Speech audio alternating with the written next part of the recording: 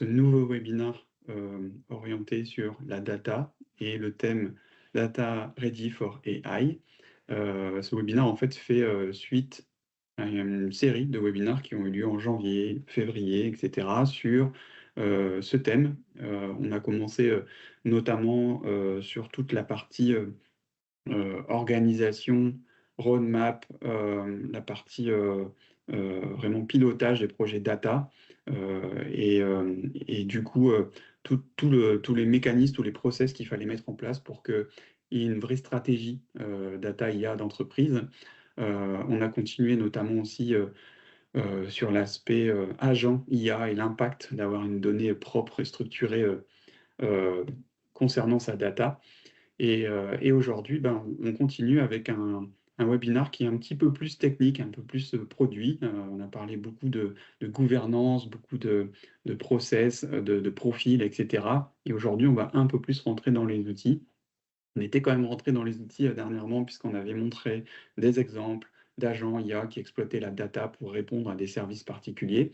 Et là, effectivement, on va rentrer plus dans le détail de Fabric, du fonctionnement de Fabric, mais également dans ce qu'il va apporter, et notamment dans la brique SQL qui est un petit peu récente et qui va un petit peu boucler la boucle de Fabric. Ça va être le thème d'aujourd'hui. Côté agenda, ben, on va revenir quand même sur l'introduction à Microsoft Fabric. J'ai juste oublié de me présenter, je suis Nicolas Langlais, je suis responsable avant-vente data IA, notamment chez Prodware, et sur ce sujet-là. Et je suis effectivement heureux de partager ça avec vous parce qu'on va voir aujourd'hui euh, ce qu'est Fabric dans les grosses lignes, hein, à quoi ça sert, comment c'est construit, et à quoi ça répond et quelles problématiques ça va résoudre. Et puis, on va rentrer finalement un peu plus dans la partie base de données. Pourquoi? Parce que jusqu'ici, Fabric était perçu comme un élément extrêmement pertinent, très fort sur l'analytique. On va rentrer dans le détail, bien sûr.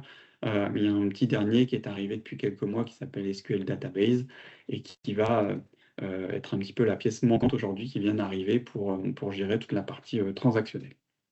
Donc, on va effectivement parler de base de données. Et on va parler, maintenant qu'on a tous ces éléments-là, de comment on intègre ces données-là dans Fabric, quels sont les différents outils. Fabric est un écosystème assez large, assez complet. Il est parfois possible de s'y perdre un petit peu avec des termes qui sont toujours un petit peu complexes au début à appréhender, mais finalement, une fois qu'on les vulgarise, on comprend que c'est finalement assez simple, et ça peut être en tout cas très simple d'intégrer des données dans Fabric pour une finalité qui va être d'utiliser l'IA. C'est le thème, hein, de toute notre série cette année, et donc d'exploiter l'IA dans les bases de données Fabric. Voilà ce qu'on va voir aujourd'hui. Alors peut-être petite introduction sur Fabric, une sorte de photo, parce qu'on en entend beaucoup parler. Ça peut paraître être un gros morceau, alors qu'en fait on peut démarrer très simplement, et on peut effectivement aller très très loin euh, dans ce type de plateforme, et elle apporte beaucoup de souplesse. Alors, au cours des dernières années, vous avez compris que les entreprises, elles ont collecté et stocké d'énormes quantités d'informations. La problématique, c'est pas le stockage de l'information, c'est pas la récupération de l'information, c'est réellement de pouvoir enlever cette notion de silo qui existe entre tous les produits, toutes les équipes.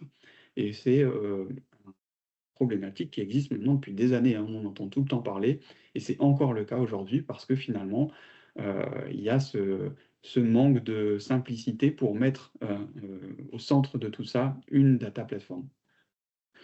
On sait à quel point tout ça peut avoir des impacts assez importants, hein.